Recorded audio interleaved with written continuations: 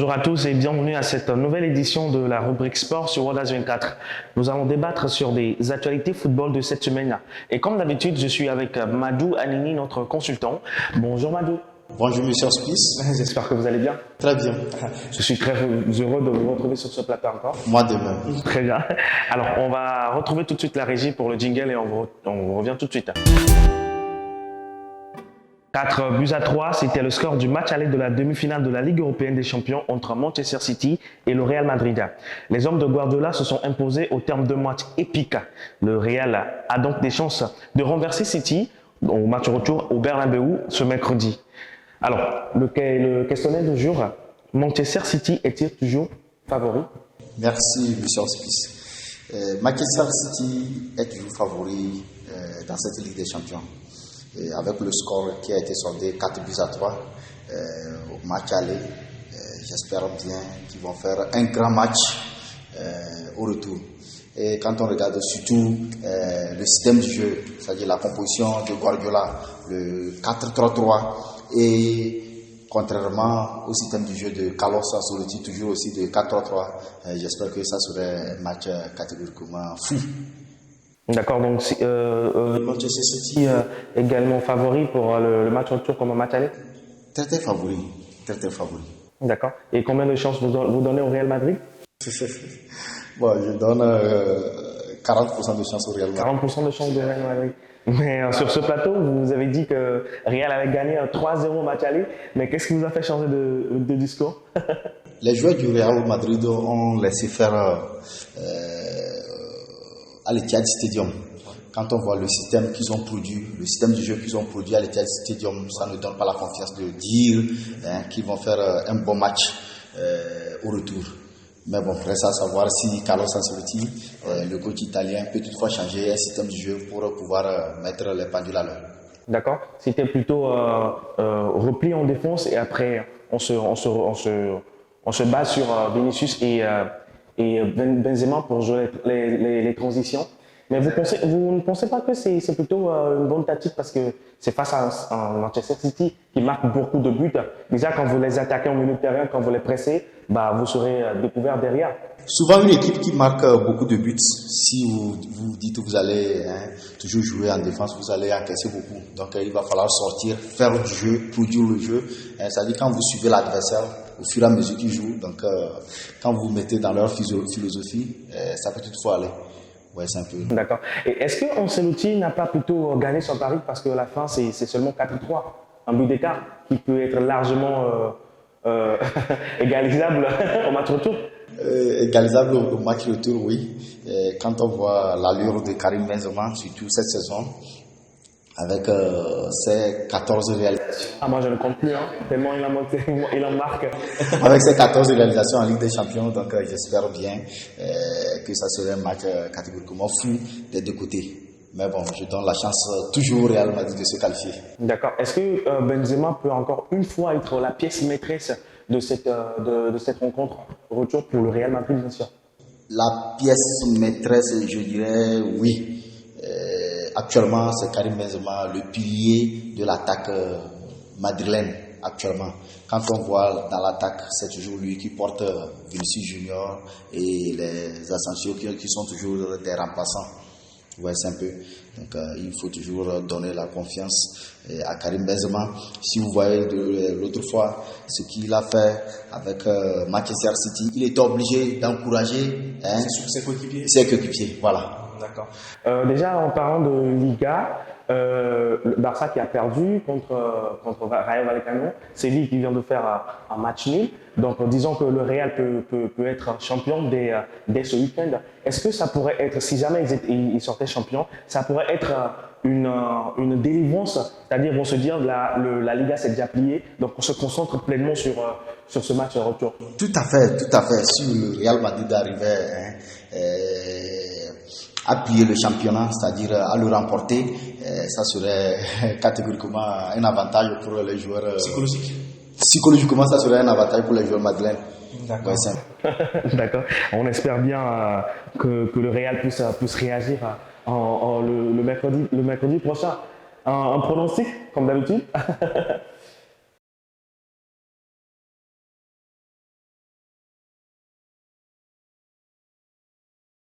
2-0 pour le Real. D'accord.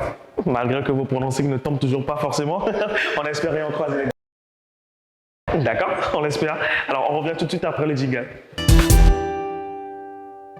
Toujours en course pour remporter la Ligue des Champions cette saison, Liverpool est également bien placé pour remporter 3 autres titres en Angleterre. Une première dans l'histoire du club anglais. Alors la question c'est, Liverpool peut-il gagner 4 titres cette saison? 4 titres, oui. Ils ont la capacité de les gagner. Quand on voit leur performance actuellement, ils sont toujours leaders. En Europe, il n'y a aucun club qui peut s'égaler à ce club des Reds. Surtout avec leur duo africain, Sadio Mané et Mohamed Salah, qui sont au top de leur niveau actuellement. Donc, ils ont 90% de chances pour remporter 4 titres cette saison. Très bien. Et Sadio Mané et Salah, on va en parler tout à l'heure. Mais en attendant, Liverpool a déjà écarté Manchester City en Carabao Cup, en demi-finale de Carabao Cup. Ils vont retrouver Chelsea très bientôt. Ils sont bien placés également en FA Cup. Et après, ils sont juste derrière en championnat Manchester City. Et ils ont également battu mercredi dernier Villarreal 2-0. Ils ont pris une très bonne option pour la finale. Donc, est-ce que actuellement vous pensez que Liverpool est la meilleure équipe d'Europe? La meilleure équipe d'Europe, oui. Quand on voit leur système de jeu, le jeu qu'ils produisent actuellement, surtout sur le plan mondial et sur le plan collectif, je dirais, ils ont 90% de chances pour aller loin, c'est-à-dire remporter les 4 titres. Et ce serait une première dans l'histoire du football anglais. Alors, entre-temps, en milieu de semaine, on a annoncé que Jürgen Klopp, le patron des Reds, a prolongé 2 ans supplémentaires. 2 ans supplémentaires. Est-ce que ça pourrait basculer sur la balance? Basculer sur la balance, oui. Quand on voit le système du jeu de Jürgen Klopp, chaque année, il essaie toujours d'améliorer son système de jeu et ça ne fait que réussir. Quand on voit son milieu du terrain actuellement, la rotation, Thiago Alcantara en provenance du Bayern Munich et son duo magique, comme je venais tout de suite de le dire, son duo magique des 2 Africains, Sadio Mané et Salah, qui sont au top de leur forme actuellement. Donc, Jürgen Klopp, il a toujours les... Disons qu'il est gâté. Disons qu'il est gâté. Oui, il est gâté. Ne vous me prenez pas, Sadio Mané, Mohamed Salah, on va en parler tout à l'heure. Mais vous savez qu'il y a eu d'autres joueurs qui sont venus, des pépites, on peut dire comme ça. On a vu Konaté, le Français Konaté en défense, qui a poussé Matip et Joe Gomez sur le banc. Et surtout Luis Diaz, le Colombien, en provenance de Porto. Est-ce que ces deux ont changé la physionomie de ce club? Ils ont changé catégoriquement la physionomie de ce club. Dès leur arrivée, ils ont fait tout possible pour pouvoir gagner leur place au sein de cette équipe des restes. Ouais, c'est un peu. Et surtout, ces derniers temps, on voit toujours le changement de jeu de Jürgen Klopp. À la fois, il fait rentrer Divock Origi, si vous vous rappelez, autrefois c'était lui qui avait remporté... Sauter le verrou. Exactement. Et c'était contre Watford ou... C'était contre une équipe, c'était contre Everton. Everton. Voilà. Ouais, c'est un peu. Donc, actuellement, Liverpool est intraitable sur le plan européen. Et sur le plan national également. Alors, on va en parler, comme vous l'avez tout de suite sollicité 2 fois, on va en parler, le duo Sadio Mané, Mohamed Salah. Avant, on les mettait en conflit, parce que Salah n'arrivait pas en conflit. Salah ne voulait pas donner une passe à Sadio Mané, ainsi de suite. Maintenant, ces deux stars se retrouvent les yeux fermés. Surtout que Jürgen Klopp a ramené ces derniers matchs Sadio Mané en pointe et Mohamed Salah au côté droit. Qu'est-ce qui a changé? Jürgen Klopp, au début, faisait certaines erreurs. Quand on voit surtout les changements des 2 attaquants, des fois vous allez constater qu'il fait sortir Sadio Mané à la demi-heure du jeu. et surtout Mohamed Salah aussi. Donc les deux, ça ne les intéresse pas du tout. Donc il va falloir trouver un autre système de jeu comme il a trouvé actuellement. Faire jouer les deux, c'est-à-dire faire entendre les deux sur un match et marquer des buts. Et c'est ce qui est en train de se réaliser actuellement. Surtout quand on voit surtout les passes magiques de Mo Salah pour Sadio Mané pour aller marquer, ça donne de la vie. D'accord. Mais pourtant, en janvier, ces deux stars se sont affrontées 2 fois. En janvier dernier, Sadio Mané avait battu Mohamed Salah en finale de Coupe d'Afrique. Et le mois dernier également, Sadio Mané a également éliminé l'Égypte. Vous ne pensiez pas que... Bon, tout le monde pensait que ça allait encore mettre du pétrole dans le feu, mais pourtant les deux sont très professionnels et ils s'entendent parfaitement en Angleterre. Vous voyez, au début, dès la finale de la Coupe d'Afrique des Nations au Cameroun, le Sénégal a remporté. Et normalement, dès le retour à Anfield, il devrait fêter pour l'accueil du titre de Sadio Mané. Mais Sadio Mané a décidé personnellement que cela ne soit pas... Voilà, respect pour Mohamed Salah. Pour un grand respect pour Mohamed Salah, pour garder toujours leur amitié, leur lien d'amitié. Donc, à mon avis, c'est ça aussi qui a motivé Mohamed Salah de réconcilier avec Sadio Mané et toujours encaisser, marquer les buts à chaque temps. Très bien. On revient tout de suite après la pause. Manchester United peut maintenant dire adieu à la Ligue des Champions et ne remportera pas de titre cette saison également. Pourtant, Cristiano Ronaldo fait une très bonne saison avec les Red Devils. Malgré les efforts du Portugais, Manchester United n'avance pas. Alors la question du jour, Cristiano Ronaldo devra-t-il quitter Manchester United à la fin de la saison? Merci, monsieur Hospice. Cristiano Ronaldo quitté à la fin de cette saison à Manchester United n'est pas une bonne option, à mon avis. Quand on regarde déjà ces statistiques, c'est lui qui porte l'équipe de Manchester United actuellement. Auteur de 17 buts cette saison en Premier League et surtout voir son âge, je dirais, si le président de Manchester United laisse Cristiano partir, c'est catégoriquement une mauvaise idée. D'accord. Et Cristiano Ronaldo a marqué 8 des 9 derniers buts de Manchester United cette saison. Est-ce qu'il ne se sent pas trop seul? Malgré la pléiade de stars, Cavani qui est blessé par-ci, Elanga qui est en train d'éclore, mais ce n'est pas encore suffisant. Est-ce qu'il ne se sent pas trop seul? Est-ce qu'il n'est pas trop seul dans cette équipe? Trop seul, non. Cristiano Ronaldo, il est toujours habitué. C'est un petit attaquant, c'est un attaquant de haut niveau. Donc actuellement, c'est loin des meilleurs du monde actuellement. Quand on regarde Messi et Cristiano Ronaldo, quand on parle des deux joueurs, ça c'est notre débat. Sur le plan mondial, donc c'est toujours eux. Donc peu importe là où vous allez le mettre, donc il se sent à l'aise. D'accord. Alors moi je voulais dire, c'est-à-dire, est-ce qu'il n'est pas trop Manchester United n'est pas trop dépendant de Cristiano Ronaldo? Le jour où Cristiano Ronaldo ne marque pas, c'est soit match nul, soit bref. Et le dernier match contre Chelsea, c'est grâce à Cristiano Ronaldo qu'ils sont revenus au score également. Donc Cristiano Ronaldo finalement il est tout Manchester United pour exagérer un tout petit peu. Tout à fait. Actuellement, c'est Cristiano Ronaldo qui épaule Manchester United. Vous venez de dire tout de suite qu'il a marqué les 8 des 9 derniers buts de Manchester United. Or que quand on regarde le match contre Liverpool où il était absent, Manchester a été toujours atomisé par l'équipe de Jürgen Klopp. Quand on regarde aussi le match qu'ils ont joué contre Manchester City, à l'absence de Cristiano Ronaldo, ils ont toujours été dominés. Donc, à mon avis, c'est Cristiano Ronaldo qui porte toujours l'équipe de Manchester United actuellement. Si on le laisse partir, ça va toutefois agir sur le club. D'accord.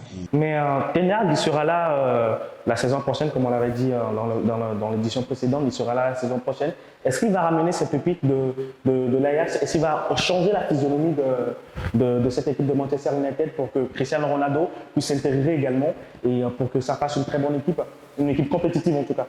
Comme nous le connaissons tous, chaque coach a toujours sa philosophie. Donc, Ten Hag peut toutefois venir avec ses pépites, comme venu de le dire. Et surtout, il peut aussi garder ces thèmes de Manchester United, tels que les Jesse Lingard, qui ont toujours du talent. Van de Beek qui était parti en prêt, il va revenir. Exactement. Les Marcus Rashford. Quand on voit le jeu de Marcus Rashford, vous allez constater qu'il a régressé catégoriquement. Il faut un coach qui va toutefois lui motiver, lui dire Rashford, fais ceci, fais cela, et ça va aller. Est-ce que ce n'est pas un manque de temps de jeu? Déjà, Cristiano est revenu, il ne joue pas assez. Déjà, Anthony Martial qui est parti en prêt du côté de Séville.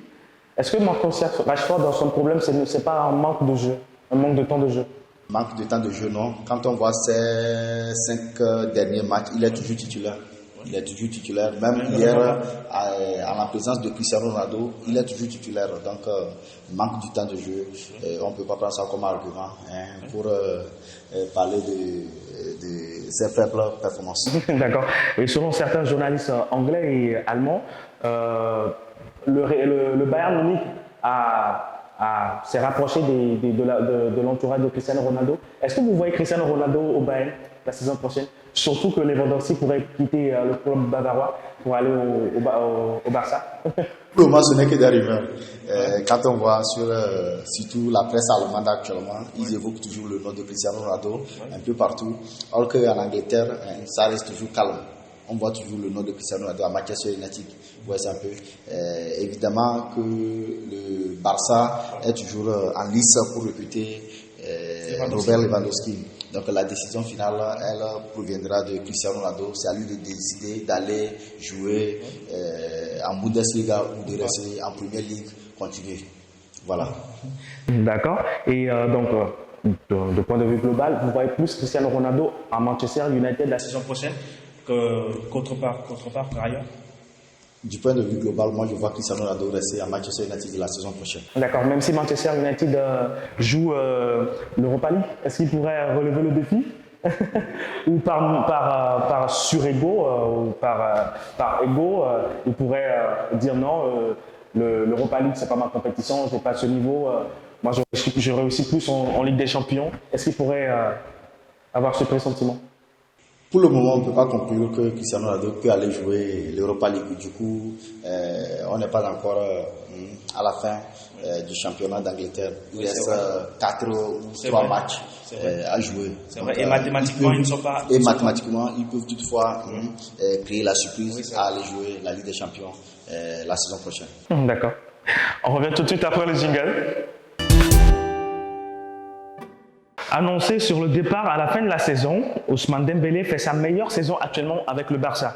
Le meilleur passeur du club Blaugrana pourrait finalement prolonger son contrat au vu de ses performances de ces 4 derniers mois. La question est, Dembélé va-t-il enfin prolonger? Enfin prolonger au FC Barcelone, ça serait une bonne nouvelle pour le club Blaugrana actuellement.